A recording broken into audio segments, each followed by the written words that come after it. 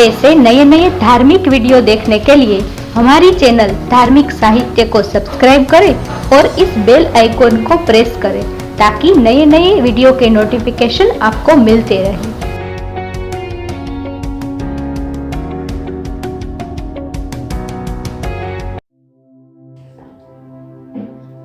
वर्ष में 2 बार वट सावित्री का व्रत रखा जाता है। पहला ज्येष्ठ माह की अमावस्या को और दूसरा ज्येष्ठ माह की पूर्णिमा को।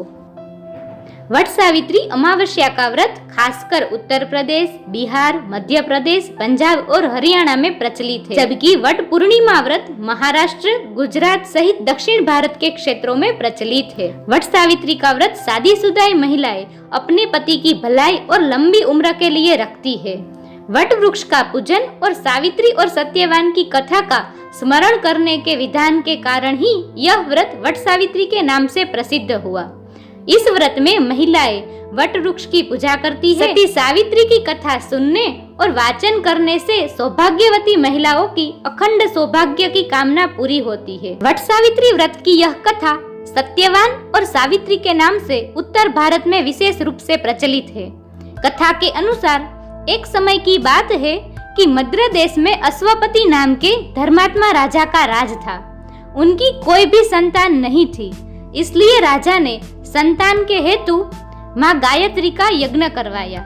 इस यज्ञ से प्रसन्न होकर कुछ समय बाद माँ गायत्री ने एक कन्या दी और इस कन्या का नाम राजा अश्वपति ने सावित्री रखा, क्योंकि माँ गायत्री का दूसरा नाम सावित्री ही है। सावित्री धीरे धीरे बड़ी होती गई। सावित्री बड़ी होकर बेहद स्वरूपवान हुई, लेकिन योग्य वर न मिलने की वजह से सावित्री के पिता दुखी थे। उन्होंने कन्या को स्वयं ही अपने वर को तलाशने के लिए भेजा। सावित्री तपोवन में भटकने लगी। वहां साल्व देश के राजा ध्रुमसेन रहते थे, क्योंकि उनका राज्य किसी ने छीन लिया था। उसके पुत्र सत्यवान को देखकर सावित्री ने पति के रूप में उनका वरण किया। जब ऋषिराज नारद को यह बात पता चली तो वह राजा अश्वपति के पास पहुँचे और कहा कि हे राजन, यह क्या कर रहे हैं आप? सत्यवान गुणवान है, धर्मात्मा है और बहुत बलवान भी है, पर उसकी आयु बहुत छोटी है, वह अल्प आयु है। 1 वर्ष के बाद ही उसकी मृत्यु हो जाएगी। ऋषिराज नारद की यह बात सुनकर राजा अश्वपति घोर चिंता में डूब गए। उन्होंने सावित्री से कहा, पुत्री, तुमने जिस राजकुमार को अपने वर के रूप में चुना है वह अल्प आयु है। उन्हें किसी और को जीवन साथी को बनाना चाहिए। इस पर सावित्री ने कहा कि पिताजी, आर्य कन्याएं अपने पति का 1 बार ही वरण करती है। राजा 1 बार ही आज्ञा देता है और पंडित 1 बार ही प्रतिज्ञा करते हैं और कन्यादान भी 1 ही बार किया जाता है। सावित्री हठ करने लगी और बोली, मैं सत्यवान से ही विवाह करूंगी। राजा अश्वपति ने सावित्री का विवाह सत्यवान से कर दिया। सावित्री अपने ससुराल पहुंचते ही सास ससुर की सेवा करने लगी। समय बीतता चला गया। नारद मुनि ने सावित्री को पहले ही सत्यवान की मृत्यु के दिन के बारे में बता दिया था। वह दिन जैसे जैसे करीब आने लगा, सावित्री अधीर होने लगी। उन्होंने 3 दिन पहले से ही उपवास शुरू कर दिए। नारद मुनि द्वारा कथित निश्चित तिथि पर पितरों का पूजन किया। हर दिन की तरह सत्यवान उस दिन भी लकड़ी काटने जंगल चले गए। साथ में सावित्री भी गई। जंगल में पहुंचकर सत्यवान लकड़ी काटने के लिए एक पेड़ पर चढ़ गए। तभी उसके सिर में तेज दर्द होने लगा। दर्द से व्याकुल सत्यवान पेड़ से नीचे उतर गए। सावित्री अपना भविष्य समझ गई। सत्यवान के सिर को अपनी गोद में रखकर सावित्री सत्यवान का सिर सहलाने लगी। तभी वहां यमराज आते दिखे। यमराज अपने साथ सत्यवान को ले जाने लगे।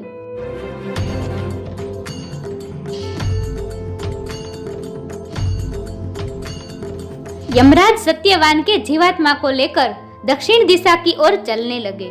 पतिव्रता सावित्री भी उनके पीछे पीछे चलने लगी। आगे आगे यमराज और पीछे पीछे सावित्री चलती गई। आगे जाकर यमराज ने सावित्री से कहा, हे सती सावित्री, जहाँ तक मनुष्य साथ दे सकता है तुमने अपनी पति का साथ दे दिया, अब तुम लौट जाओ। इस पर सावित्री ने कहा, जहाँ तक मेरे पति जाएंगे वहाँ तक मुझे जाना चाहिए, यही सनातन सत्य है। यमराज सावित्री की वाणी सुनकर प्रसन्न हुए और उसने एक वरदान मांगने को कहा। तब सावित्री ने कहा कि मेरे सास ससुर अंधे हैं, उन्हें आप नेत्र ज्योति दे।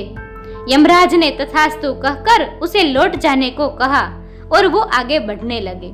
किंतु यमराज ने जब पीछे देखा तो सावित्री भी उनके पीछे पीछे चल रही थी। यमराज ने फिर से कहा कि हे सती सावित्री, तुम वापस धरती पर चली जाओ। मृत्यु लोक का कोई भी इंसान स्वर्ग में नहीं आ सकता है। तब सती सावित्री ने उसकी बात नहीं मानी और वो पीछे पीछे चलती ही गई। यमराज ने प्रसन्न होकर फिर से वरदान मांगने को कहा। तब सावित्री ने कहा कि मेरे ससुर का खोया हुआ राज्य उन्हें वापस मिल जाए। यह बात सुनकर यमराज ने तथास्तु कहा और कहा कि अब तुम पुनः वापस लौट जाओ। परंतु सावित्री अपनी बात पर अटल रही और वापस नहीं गई। आगे आगे यमराज और पीछे पीछे सावित्री चलते रहे। फिर से यमराज ने कहा कि मैं तुम्हारी पति भक्ति देखकर प्रसन्न हूँ, तुम चाहो तो और एक वरदान मांग लो, लेकिन अपने पति के प्राण वापस मांगने की हठ छोड़ दो और वापस धरती पर चली जाओ। यह बात सुनकर सावित्री ने कहा कि मैं सत्यवान के 100 पुत्रों की माँ बनना चाहती हूँ, कृपा कर आप मुझे यह वरदान दे। यह बात सुनकर यमराज ने तथास्तु कह दिया। तब सावित्री ने यमराज से कहा कि प्रभु, मैं एक पतिव्रता पत्नी हूँ और आपने मुझे पुत्रवती होने का आशीर्वाद दिया है।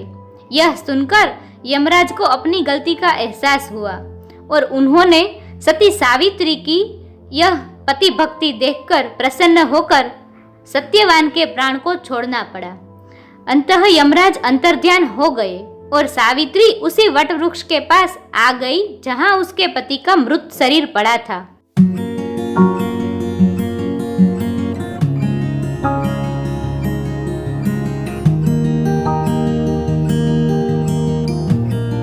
वहां सत्यवान जीवंत हो गया था और दोनों खुशी खुशी अपने राज्य की ओर चल पड़े। दोनों जब घर पर पहुंचे तो देखा कि उनके माता पिता को दिव्य ज्योति प्राप्त हो गई है और उसका खोया हुआ राज्य भी उसे वापस मिल जाता है। तो इस प्रकार सावित्री और सत्यवान चिरकाल तक राज्य सुख भोगते रहे। उसके बाद एक ऐसा करके सावित्री को 100 संतान की प्राप्ति हुई। जैसा कि इसकी कथा से ही ज्ञान होता है कि यह पर्व हर परिस्थिति में अपने जीवन साथी का साथ देने का संदेश देता है। इससे ज्ञान होता है कि पतिव्रता स्त्री में इतनी ताकत होती है कि वह यमराज से भी अपने पति के प्राण वापस ला सकती है। मान्यता है कि इस दिन सौभाग्यवती स्त्रियां अपने पति की लंबी आयु, स्वास्थ्य और उन्नति और संतान प्राप्ति के लिए यह व्रत करती है।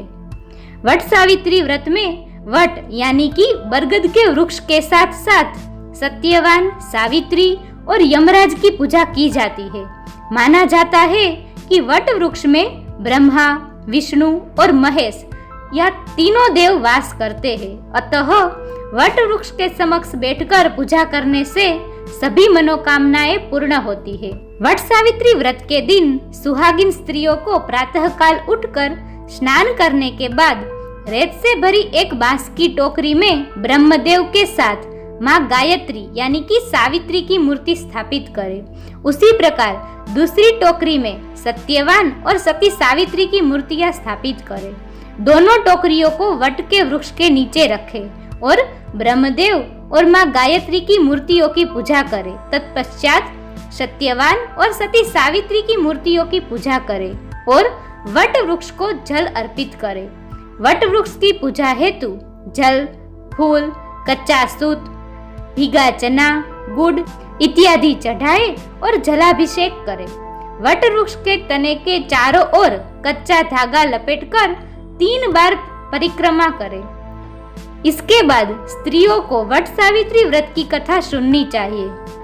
कथा सुनने के बाद भीगे हुए चने का बायना निकालें और उस पर कुछ रुपये रखकर अपनी सास को दे।